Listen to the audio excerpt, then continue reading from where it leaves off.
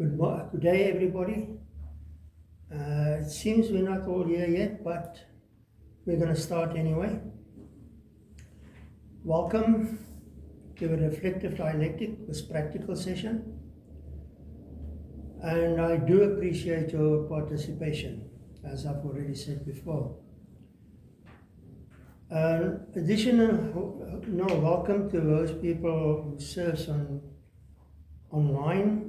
For those who may or may not be online, I'm Philip Labuschagne, and I'm presenting the Reflective Dialectic, both for lectures and these practical sessions.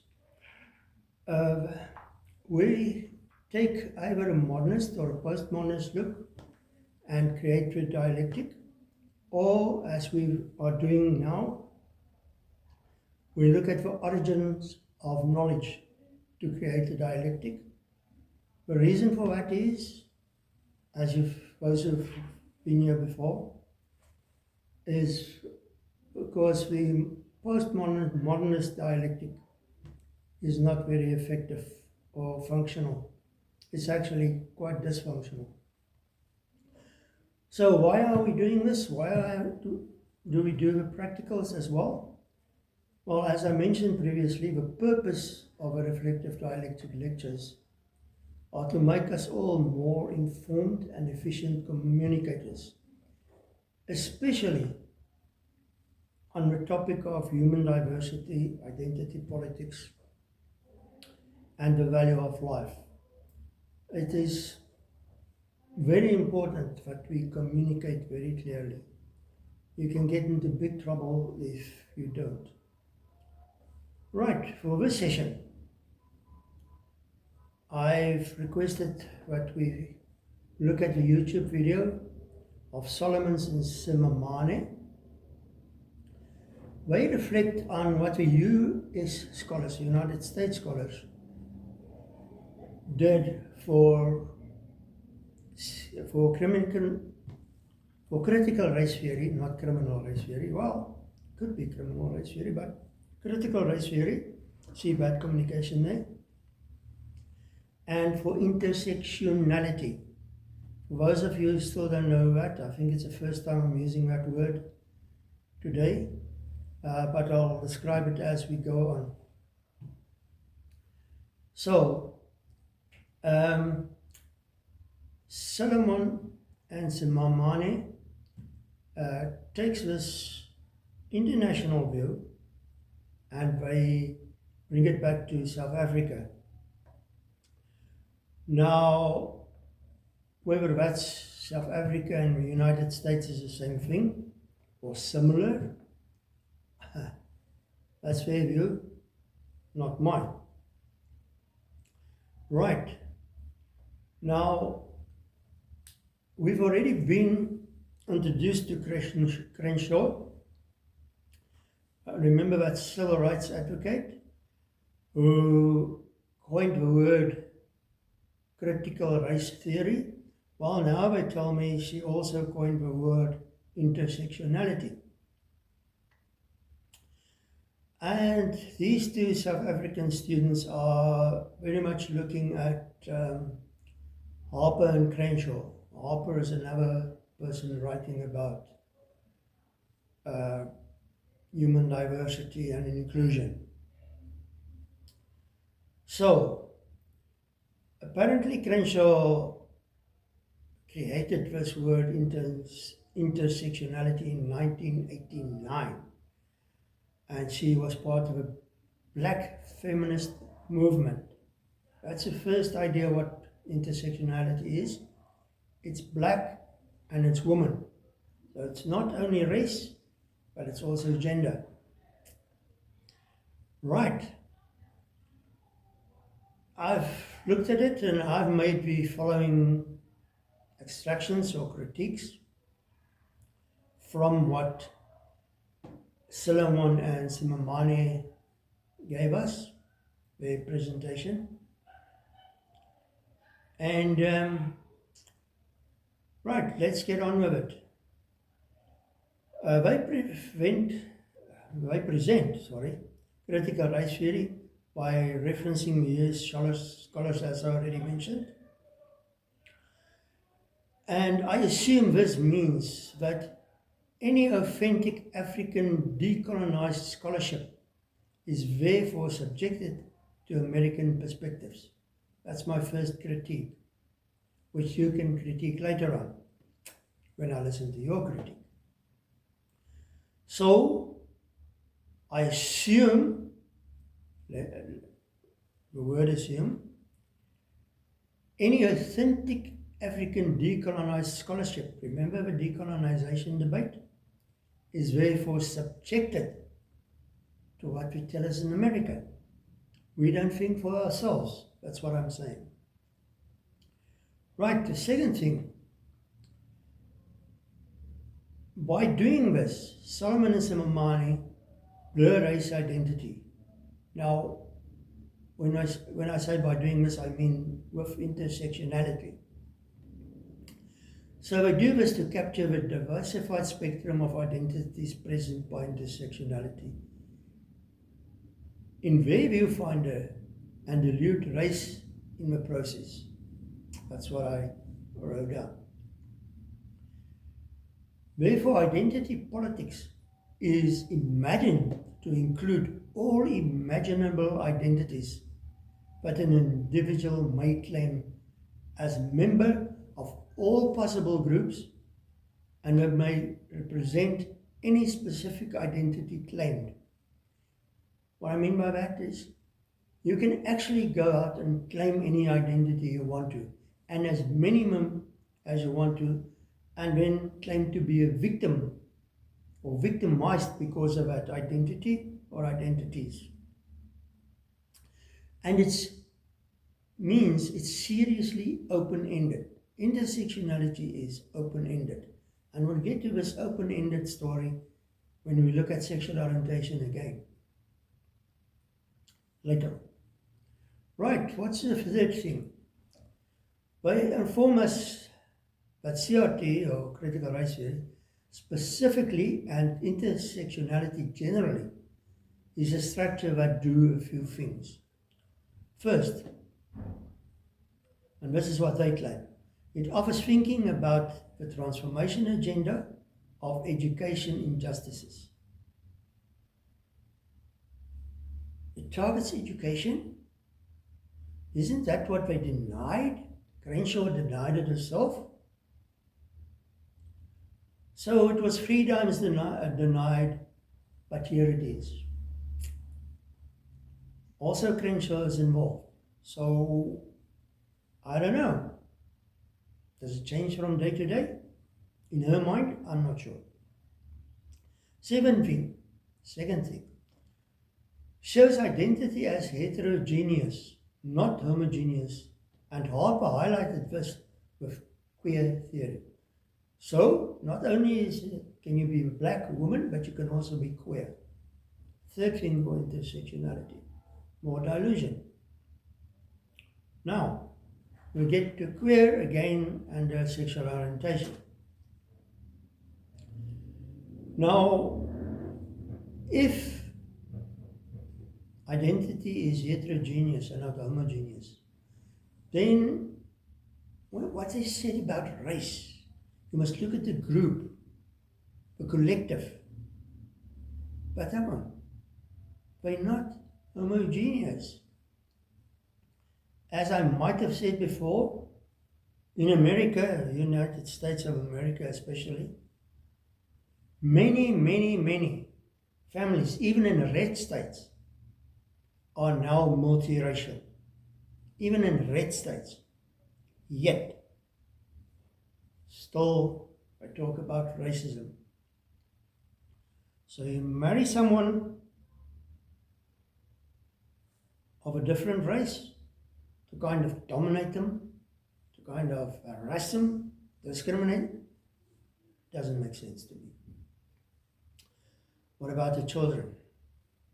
I'm stopping that one there.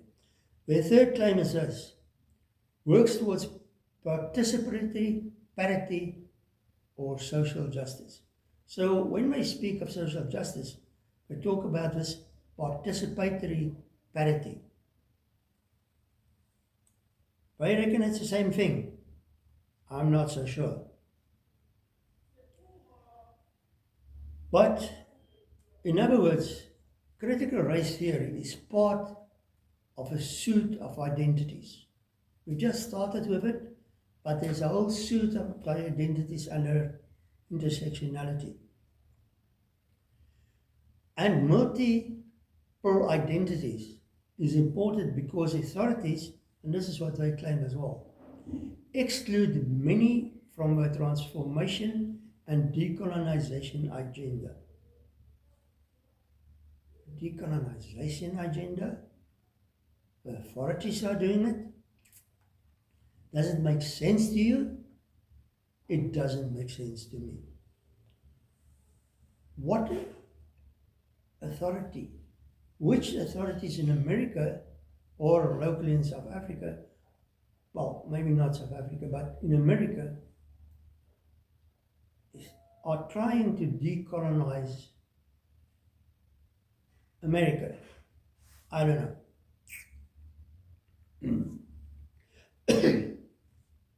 Continuing, equity in human diversity communication is a combination.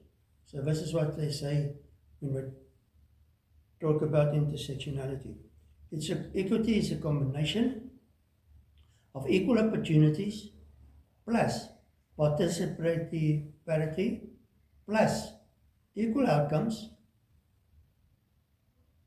Equal opportunities, equal outcomes. It's not the same thing. Not at all. It's actually opposites. Very much opposites in the dialectic. For one thesis, we have a one antithesis. So they are really, really confused.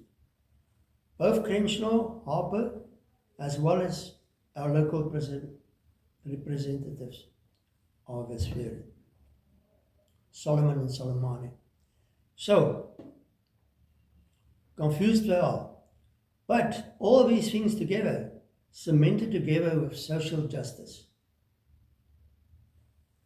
Okay. Which in itself is a complex combination of rage, revenge, and revolution. That's my words.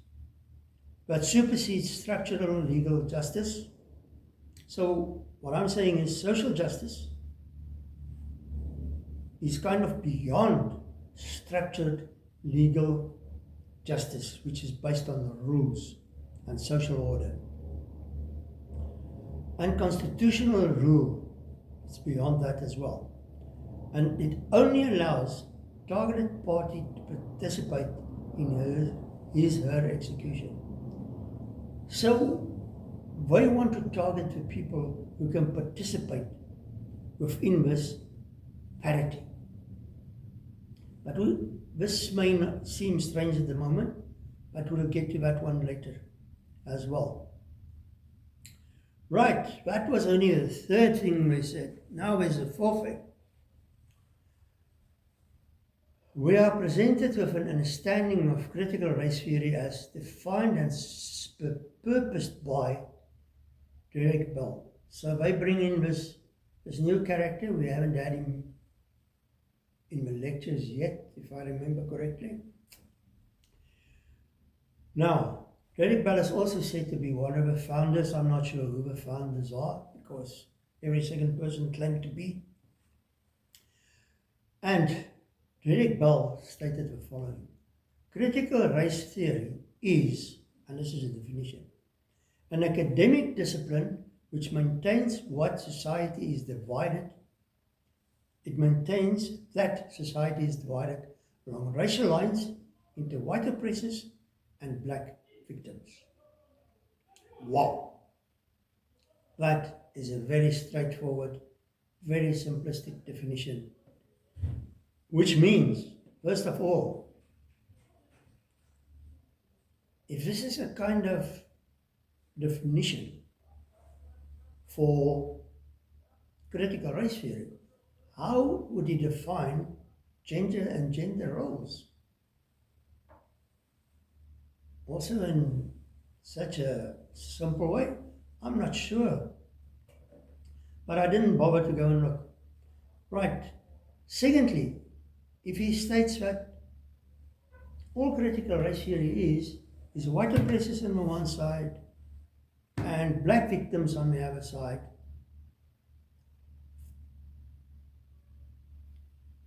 Does it mean all whites are oppressors? All blacks are victims? Just a global statement of some kind? I remember that during the times they tried to explore the continents, the people in charge of these ships grabbed white people, white boys from the streets in Europe to force them to work on the ships.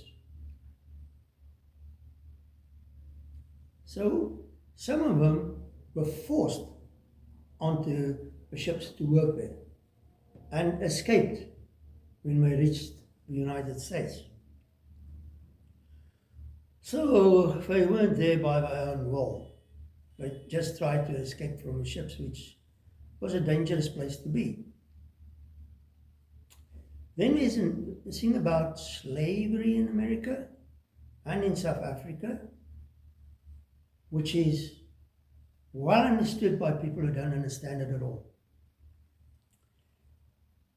But it's true, but black people actually caught black people to sell them as slaves to the white people.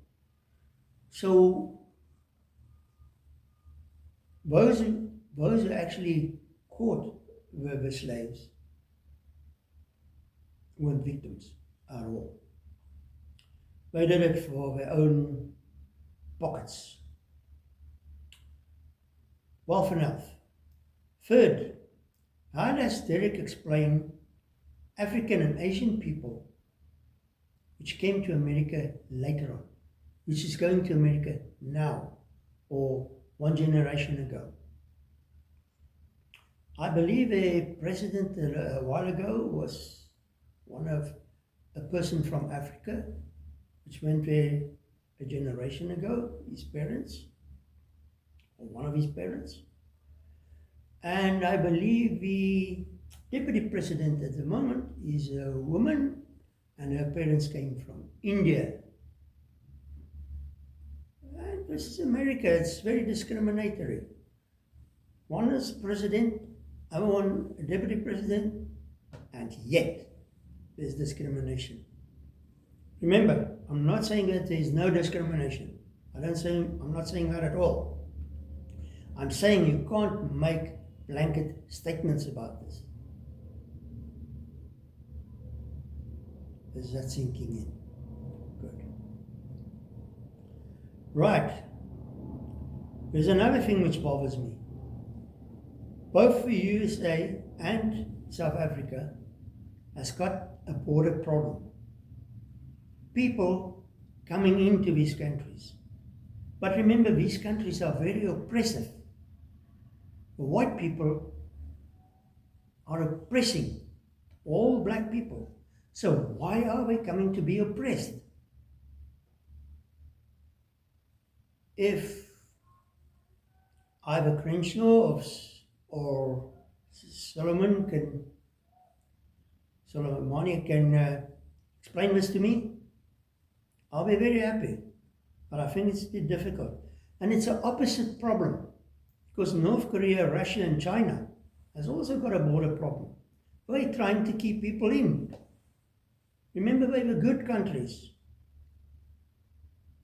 So why are people trying to escape? People are not trying to escape from the United States. We're not trying to escape from South Africa anymore for 50 years. 50 years. Yet, was there any thinking done here at all? I don't think so. The fifth point. Actually, they again are telling us what critical race theory and intersectionality actually every one of them is. And what their purposes are. Now, they say critical race theory, and this goes for intersectionality as well, is used as a lens with a purpose to bring racist systems and structures. Remember when we did the last lecture, structures were institutions and structures into focus, because racism continues to enable and reinforce social, political, and economic disparities between majority groups and marginalized groups, oppressors and victims. Note that word, it reinforces. Remember in lecture 5, where we had those two loops, a reinforcing loop and the adaptive loop? One was a reinforcing loop. Here we've got it. Right. Where am I? I think this is my comments. First, the focus on systems and structures willfully ignores the individual, as if systems and structures are independent cosmic features.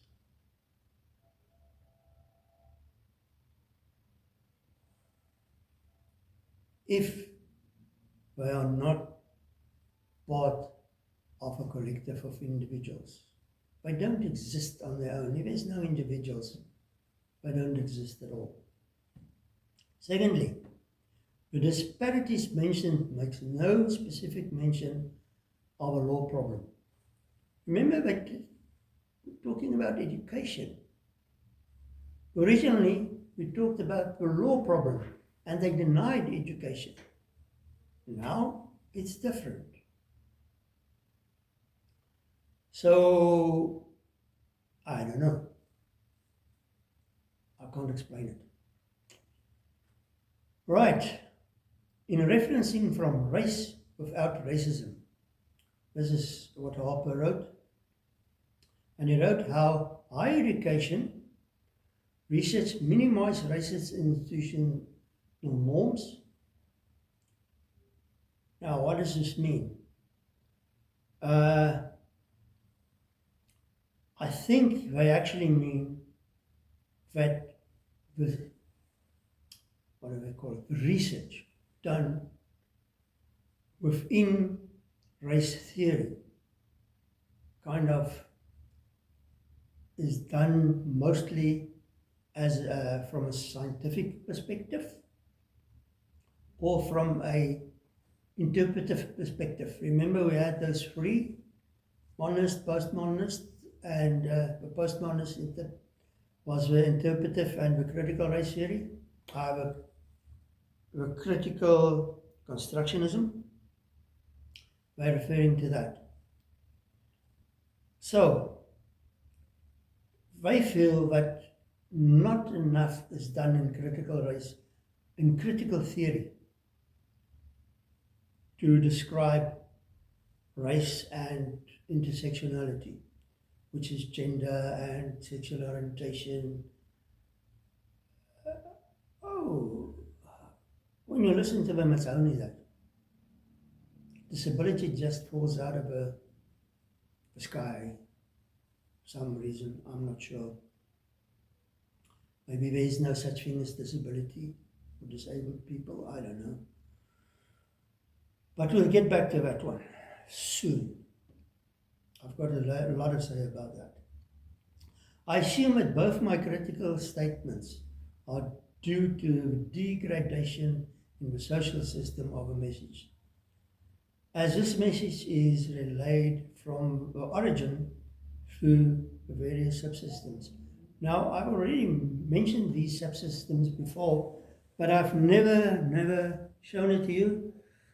It was supposed to be part of lecture 5, but then we ran out of time, so lecture 6 will be all about that.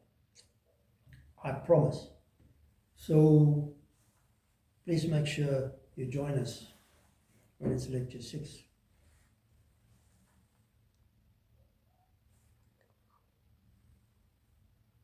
What? No, sorry, stop.